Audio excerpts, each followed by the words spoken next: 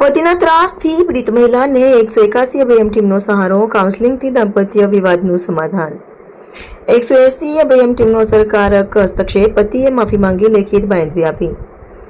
નર્મદા જિલ્લાના રાજપીપળા તાલુકામાં પતિના અન્ય મહિલા સાથેના સંબંધને લઈને થતા વારંવાર ઝઘડા, મારપીટ, માનસિક ત્રાસ તથા ઘરમાંથી કાઢી મૂકવાની ધમકીથી પરેશાન મહિલાએ 181 અભયમ મહિલા હેલ્પલાઇન પર કોલ કરી મદદ માંગી હતી। મહિલાની ફરિયાદને ગંભીરતાથી લઈ 181 અભયમ ટીમ નર્મદા દ્વારા તાત્કાલિક પ્રતિસાદ આપી સ્થળ પર પહોંચી મહિલાની સુરક્ષા અને પરિસ્થિતિ અંગે જરૂરી માહિતી મેળવી હસ્તક્ષેપ કરવામાં આવ્યો હતો। મહિલાએ ટીમને જણાવ્યું હતું કે તેમના લગ્નને આશરે 2 વર્ષ થયા છે અને તેઓ પતિ સાથે રહે છે। બંને ખેતમજૂરી કરી જીવન નિર્વાહ કરે છે। મહિલાના જણાવ્યા મુજબ પતિ અન્ય મહિલા સાથે વાતચીત અને સંપર્કમાં રહેતા હોવાથી તેમની વચ્ચે વારંવાર ઝઘડા થતા હતા। પતિ દ્વારા મારપીટ, માનસિક ત્રાસ અને ઘરમાંથી કાઢી મૂકવાની ધમકી આપવામાં આવતી હોવાની રજૂઆતને મહિલાએ કરી હતી।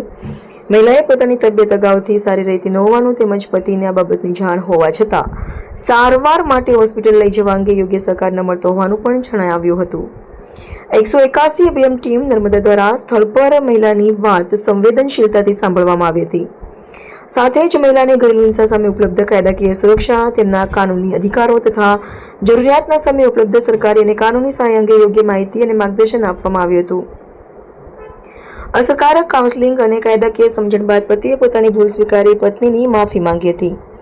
આ સમગ્ર કામગીરીમાં 181 અભયમ ટીમ નર્મદા દ્વારા ફરિયાદ મળતાની સાથે જ તાત્કાલિક સ્થળ પર પહોંચવું, મહિલાની વાતને સંવેદનશીલતાથી સાંભળવી, તેની સુરક્ષાને પ્રાથમિકતા આપવી, બંને પક્ષોનું અસરકારક કાઉન્સેલિંગ કરવું, કાયદાકીય અધિકારો અંગે માર્ગદર્શન આપવું તથા લેખિત બાંયધરી દ્વારા જવાબદારી નિશ્ચિત કરવી મહત્વપૂર્ણ સાબિત થયું હતું।